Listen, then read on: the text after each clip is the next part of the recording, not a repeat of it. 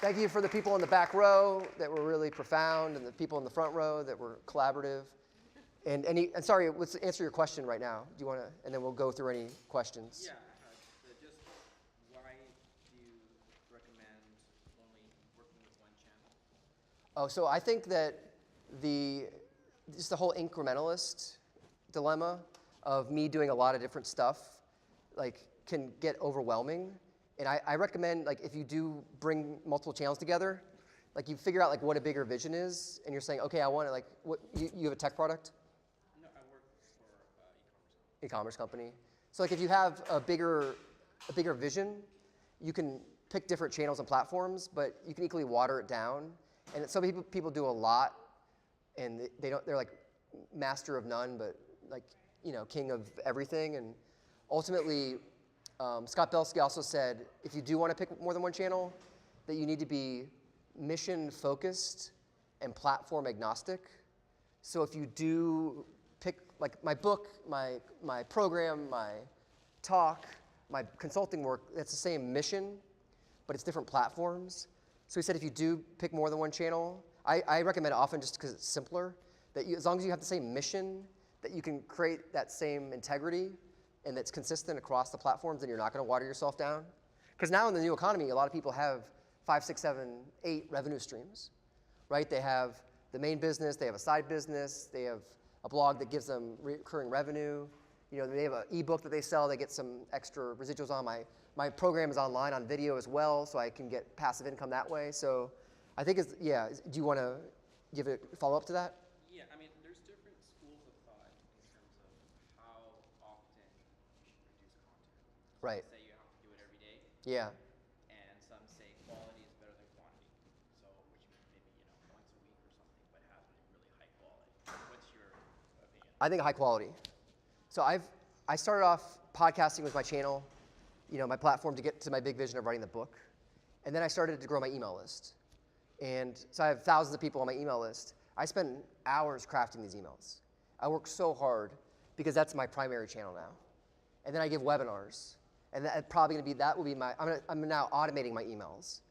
So for everyone who signs up for my email list, Ryan@influencereconomy.com, I'll give you a free brand storytelling workbook. And I'll give you feedback on it if you email me in the next 24 hours. But if you sign up for that list, it's automated. So you get an email every 6 days from me. And that's so I can scale this, because it's really hard not to. But all those emails I've spent a lot of time writing.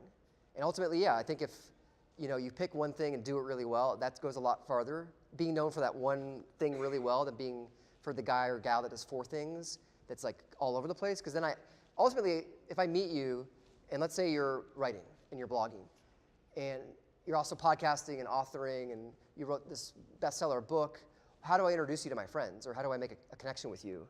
If I were just to say one thing about you, I think it's easier to be known for that one thing that your platform does really well, that everything else complements it. And that may change in time. But I do recommend, like Brad Feld, that you pilot a lot of stuff. And you try things where the barrier to entry is really low, whether it's making videos, blogging, podcasting, building a tech product, using Fiverr and Behance and all these websites that design logos. I mean, all those little skills really do help and make you build a brand. Thank you, by the way. You were a great participant tonight. Every crowd needs that, the foil. Yeah.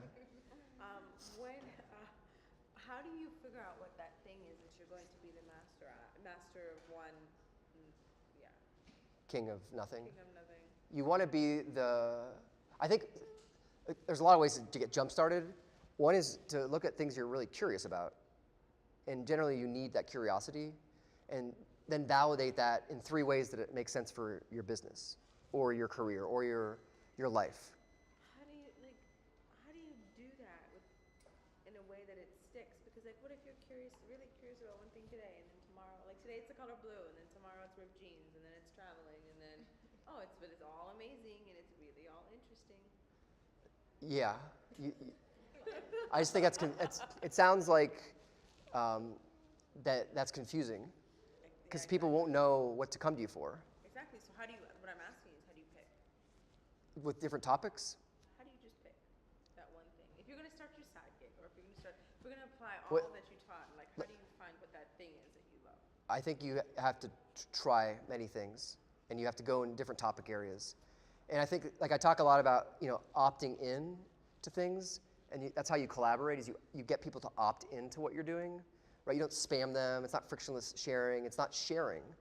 And so I think if you can collaborate with the people, I hate the whole ask people for coffee to pick people's brains question. Like that's nothing worse than someone saying, hey, can I pick your brain and get coffee? Right? I don't want my brain drained, first of all. And coffee's like $4 max for a latte. So ultimately, if you can go with people to collaborate with and make something and show it to them and say, hey, I wrote this blog post. I'd love to get your feedback on it. Or hey, I have an alpha for my product. What do you think? And get their emotional buy-in. Because then what I found is like if you keep people in the loop along the way, like they're your crowdfunding supporters, every 6 months, maybe even every year, you send them an update, and you're like, hey, remember that feedback? Like I tried this example this week where I called people. I know, shock. I called people to say that they've helped me and then say, hey, this is what your introduction did that helped my business. And 2 for 2, the people I called this week then offered to make more introductions for me just because they saw the success. And I think there is something about asking people for help in the right way where you're collaborating and sharing your ideas with people. Because your friends may know, like, if you want to start a food blog and you burn everything you cook and you're a scientist by day and you play pickup basketball on the weekends, then that's probably not a good use of your time. And it's not worth validating. So I feel like just trying new ideas, new platforms, new channels, and then talking to others, colleagues, friends, people you respect to get feedback. Because, I was a stand-up comedian. I've performed 50 times. You won't see me on Netflix. I swear you're not going to see me on Netflix. YouTube, all the videos were deleted. Nothing's out there. But now I give talks for a living. And so I can do this and use that skill. But who would have thought 10 years ago that this all would come together? So I feel like a lot of people in finding side hustles is you take an aggregate of all these things that you disparately have done reasonably well, and you cobble together something that like really defines you, and that's your unique personality edge, which chapter 2 of the book is about embracing your personality and how to find that. I over-deliver, right? Because you were there early for me. Yeah. You were there early. Free to give me a free copy. Yeah. Take her. Wants a free copy. I participated first. What are you talking Give her. Or match her. You and then you. Yeah. I love the amount of data and statistics that you have done, and I would like to ask you personally, what is your success rate with this whole outline that you have created with clients who come to you and do what you say or tell them to do? We got Snoop Dogg's podcast, the GNN, the Ghetto News Network. We got that on the top 50 in iTunes in one day, and we used these methods. I worked with this guy, Nir Eyal, who wrote a book called Hooked, book number 5 for our book club. Which I'm serious, if you want to do the book club, email me, Ryan@influencereconomy.com. I feel like we have to pilot it. The barrier to entry is so low, and we're so curious about this. So with him, I helped launch his podcast, and we got it like top 100 in iTunes. And I help a lot of companies rebrand themselves. So they, like what I mentioned before, is often we want to reinvent the wheel. And we do things so well. And so I worked with this animator who had a big DreamWorks deal, and he was just down on his luck. And it's like, wait, he teaches animation classes online. He teaches at Cal State University. He worked at DreamWorks. His series was viewed 20 million times, and we packaged that all together to then get a deal for him to make animation as his profession. So oftentimes people, it's like we all do these things really well, and then we want to tell our story, and then we forget all these awesome things. Like, so I interviewed so many people on my podcast that I can tell a BS story that's told really well. And there's nothing worse than I have to post this episode, or maybe I don't. But sometimes I have to because of the relationship. And so it's like all of us have great stories, and we undervalue them. Or we let the person that becomes our boss at work tell our case study in front of the CEO of the company and then get the promotion over us. So a lot of it's, amalgamating already what you do really well. Like Snoop Dogg, he's a celebrity, he's famous, but he's never podcasted before. So how do we launch that successfully in iTunes? And how do we get Apple's attention to feature him on New and Noteworthy? So a couple examples. I don't want to just go on about myself. I'm not the six-figure guy. Yeah. You in the back.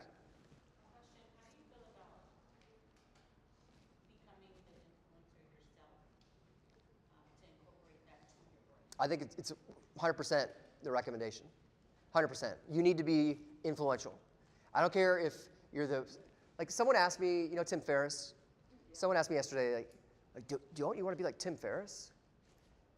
I think that's a stupid question. Yes. I mean, the guy's minting money, and he's a big following, and he's a best-selling author. But I said, I'll never be Tim Ferriss. But if I could be Tim Ferriss in the room I'm in, or the house I'm in, or the town I'm in, not the global Tim Ferriss, then I'm more than happy about that. So I feel like if you have level expectations for how you can be an influencer in your category, it could be super duper specific, like tech pitches on YouTube, right? It could be really specific, but people like want to overshoot their goals and they have these unrealistic expectations, and then they become really unhappy because they aren't the influencers. So that's the one thing, is to couch expectations. Is that the answer? I think 100%. Because I think ultimately, if you're going to be an influential person, you want to be speaking at conferences. If I speak at a conference, people come to me afterwards. They hunt me down. I'm not chasing people down trying to get their attention. Everyone knows that I've just talked about, you know, my work for an hour. And ultimately, you want to be on podcasts. Even if you're introverted, extroverted, or ambiverted, you want to be on podcasts. Why wouldn't you? You know, you want to be covered in blogs. You want PR. You want investors to find your product. You don't want to have to go chase everyone. And so if you can pick that channel, yeah, go ahead. Well, because I'm an online boutique with little girls, and the pivot you were talking about, I added like mom tees, and then the mom tees took off. I did more, you know, I had way more. Are these your kids? Yes. Okay. I had way more traffic with the mom tees than I ever did with the kids clothes. It blew my mind because it was just something. That's great. Yeah. And that's when I was thinking, well, maybe I should jump in and brand it because I'm following, you know, you want mom tees. Yeah. That's you're segueing, because you're already taking all the hard work you just worked, you know, effortlessly. Like you're like, and you just did something unexpectedly brilliant because of the legwork you put in. Right. Because I liked the shirt and I added it, and then I started getting sales for it, and I was like, wow, all this work I've been doing here. It's amazing. Dropped the mom tees and now everybody. So then a lot of my peers were saying, see, that's your segue. You have to brand yourself. Oh, they were saying segue already? Oh, yeah. Wow. I'm gonna sit down for a second. It's already getting out there. Did someone just tweet this? That's cool. No, I love it. There's Adam Grant for book number 7. He wrote a book that he recently published. I can't remember the name of it, but he talks about how the Warby Parker founders, like they make these glasses. And anyone here Warby Parkers? They're really cheap, like $99, very good glass. You should get them if you haven't. You should, yeah, you got them. You got them. Yeah, yeah. So you could pick. They send you 5 glasses. You try them on, and you know all that. They give 1-to-1 eyeglass to someone in an impoverished society, and they ultimately launched after they went to business school at Wharton. And Adam was a professor there, and they pitched him, and they said, "Hey, do you want to invest in this?" And like any good investor, he turned it down because he had no idea. He thought these guys were idiots. But what he noticed about them were they all had jobs lined up after business school. Every one of them had a career path. So they didn't have that risk to like make Warby Parkers go big. Or, you know, that's a lot of things about tech startups is like boom or bust, like it's all or nothing. And so Adam noted in this book that, I can't remember, that we'll talk about week 7 of the book club, that oftentimes people that are influential, like these things happen because there's no pressure, and they just happen because you're curious or you did the work, but you had a backup plan. And so you still have your business, you know, it's what you're working hard on, and then this thing unexpectedly happened, but you weren't pressured to do that. And somehow that's how great things happen. And everyone that tells you it's an overnight success, you know, that's the laughable thing, you know. It's like, oh, you know, Jim Carrey, he's so funny, on, you know, when he came on Living Color, like, where'd he come from?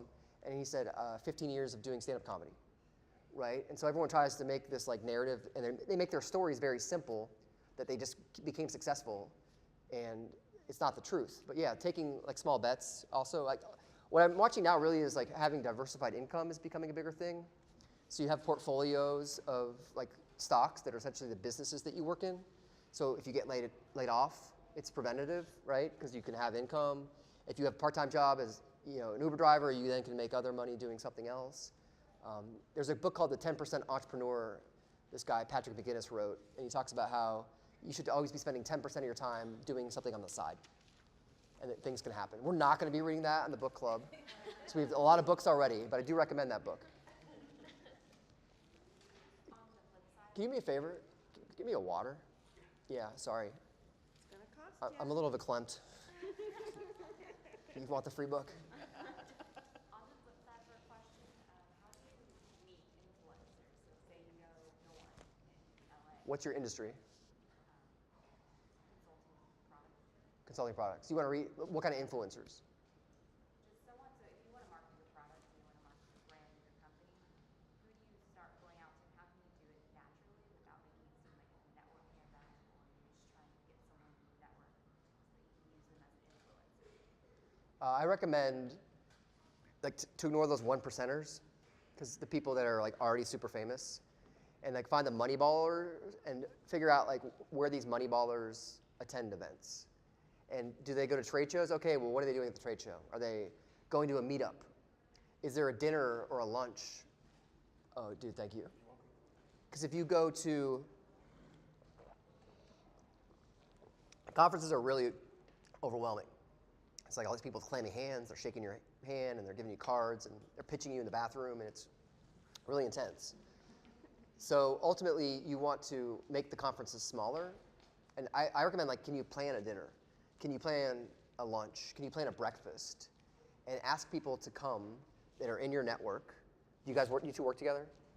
Yeah. So between the two of you, if you ask 3 people, and then ask them to invite a friend, and say you're looking for this type of person to attend, then you build like a grassroots type of pop-up at a conference. I feel like people undervalue like eating together and drinking together and having coffee together, and you don't want to ask people to pick their brain. But you want to maybe, the value is that you're connecting people that may be able to work together. And then as a byproduct, you can obviously be successful off of that because you're giving with your own intentions.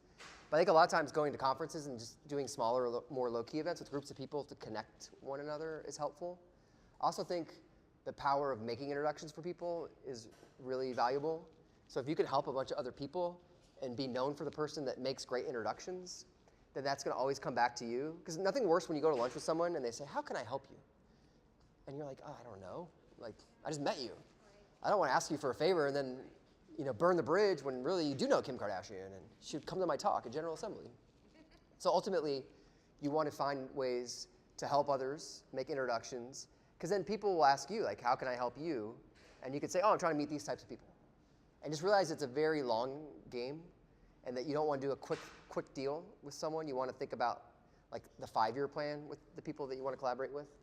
But I feel like helping other people, connecting them through introductions, planning events, bringing together people is a great way to then meet new people that connect you to someone that you think that you need to know, that suddenly you realize, oh, I have a 1 degree of separation with them. So even tonight, like you come here and you meet these wonderful, you meet the influencer in the back, maybe you talk, and I don't know, I think it's always worth, once you build trust with people, to ask them, can you make an introduction to this type of person?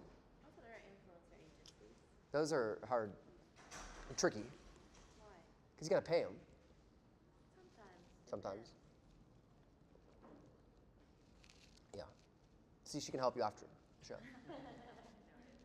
Yeah. What recommended methods would you have for increasing your audience, gaining awareness outside of your, say, your core users or the group of people who already know you, so to acquire those new users who've never heard of you before? What do you find is the most effective way to do that? Like as more of a framework, like the collab I talked about with YouTubers, it's finding people in your industry doing what you do that have similar customer bases that you can cross-market to one of each other's audiences. So for me, I do a lot of webinars. And so I'll share a webinar around brand storytelling, and people will promote it to their audiences. And do you see, like what's your KPI on that? Like, do you actually measure what kind of effect you have? I get, my KPI is emails. I think email marketing is the #1 channel for people, because subscribers, YouTube could change its algorithm tomorrow, you'd be screwed. Facebook, they testified in front of Congress today because they don't even know how to police political ads. Twitter, are a bunch of bots, and all these companies want you to pay to get seen.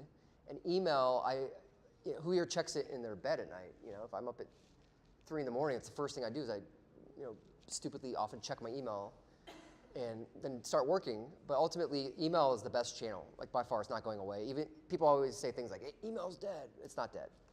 And so I think that cross collaboration, where like using the webinar model, or for me, or the YouTube model for vloggers or podcasters that want to raise their profile, they go on each other's shows. It's like, what's that channel for what you're doing? Like guest posting on people's blogs if you're a writer, someone with a ton of traffic. I did a guest post last week with someone, and I wrote about how to network in conferences and gave away a free checklist. So if you sign up to my email list, you get the free checklist. And that was a way to gain awareness for what I do. So I think that collabing across any channel where you share similar audiences, and it's not, a lot of times people look at it like you're in conflict or you're competition, but really it's in how can you help each other. So when you have a larger, let's say, a larger influencer like Zelda or whoever, and you want to, the economics for you is easy, right? Obviously, you want to have bigger exposure. But for the other person, like, how do you present it so that they see the value, or they're not going to say, okay, well, fine, come on, but I'm going to charge you money. Yeah, I think there's an art and science to the collab where you have to build a relationship and really offer that person something of value if they're successful. And if you don't want to pay them, you have to build trust. And so a lot of times if I want to reach someone influential, I'll figure out what they need help with, and then I'll help them. And I'll give them a free coffee, or I'll say, hey, I'm really good in this subject matter, I can help you in it. Or I'll make introductions if they want to build a part of their business that I can help them with. And then sure enough, over time, they're like, okay, Ryan's not just scheming on me. He's not a taker, he's not using me. And then they'll say, oh, what can I do for you? So I feel like a lot of times you got to build equity with people, and I always say you got to give them a gift. Like you got to give them something that matters to them. You could even send people an article. It's like, hey, I thought of you after our coffee. Anything to keep the chain of communication going. And I look at it like all these collaborations with influencers are like an ongoing dialogue. And so you never want to ask for a favor where there's a finite amount of time on their yes or no, because unless it's really worth it. Because ultimately, you don't want to pressure people to have to say yes or no. You want to keep it ongoing. So I always say, no worries if not, in the email whenever I pitch someone who's an influencer, to say like, no pressure, like no worries if not, because I don't want them to say no to me and then that close the door. I'd rather have them say, not right now, and then I reestablish it. So like going off that with like a Seth Godin. Yeah. How would I approach Seth Godin? Amazing that you asked this. I actually have a funny Seth Godin story. I emailed him out of the blue. Anyone here read his books, The Dip, and he's really good at business branding marketing. So I emailed him just out of the blue. He said, hey, you want to come on my podcast? He said, I'm too busy. Good luck with everything. So he didn't say no. Yeah. He didn't say yes, but it was unclear what he really was going to do. So then a year later, I always save the email threads, and I go back to the same thread. And I was like, hey, man, I'm still doing this. I've interviewed X, Y, and Z people on my podcast, like Brad Feld, who you know, and would you like to come on? And he said, sure. Email me in 2 weeks, and I'll come on. So I emailed him 2 weeks, book a time, and at the end of the Skype, I said, Seth, I'm writing this book, The Influencer Economy. I quote you in the book. Can I send you a book? I'd love to maybe just get your thoughts on it. No worries if not. He sends me his address. So I mail him an advanced copy of my book. My wife's literally in the postpartum room. She's just given birth. She's like, what are you doing? I was like, Seth Godin, I got to send him a book. She's like, you're a terrible father from day one. Like, what are you doing here? So I sent him a book, and then I was like, Seth, what do you think of the book? Did you get a chance to read it? And he, of course, writes back, I'm really busy right now, good luck. So, so then, now I'm going to email him again on that same thread with an announcement when my book goes out with a big publisher next year, and then ask him to read it again. I mean, so it's like, you just got to, I cold email people, and then I make really good headlines, and I write really compelling asks, and then I just give them no pressure. And for me, the platform, I was an early adopter. I've done it for almost 4 years. So it was a novel thing. And who doesn't want to be interviewed? It's such an ego stroke. So if you could find something to really make people feel like a thought leader, or like assert their genius and how brilliant they are, And so I'm editing this podcast, I'm emailing a whole community about it, I'm making you sound brilliant. Like that's a hard thing to say no to if they just have to show up and talk about themselves. You can do it. We'll talk in a year when you email Seth. Yeah. Yeah. You mentioned something like the followers is not a good thing either on Facebook or on YouTube, and that the email is better. But if you have followers, how do you convert them to give you that email?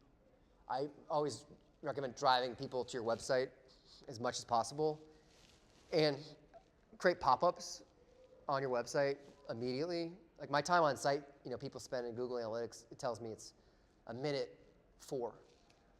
I'd rather get your email in a minute than annoy you because I have a pop-up and give something away. So if you go to my website, I'll give away a free chapter of my book. I give away an action lesson handbook for how to tell your story. I give away all these free documents. So when you sign up for the list, it's a give. So I give you that gift.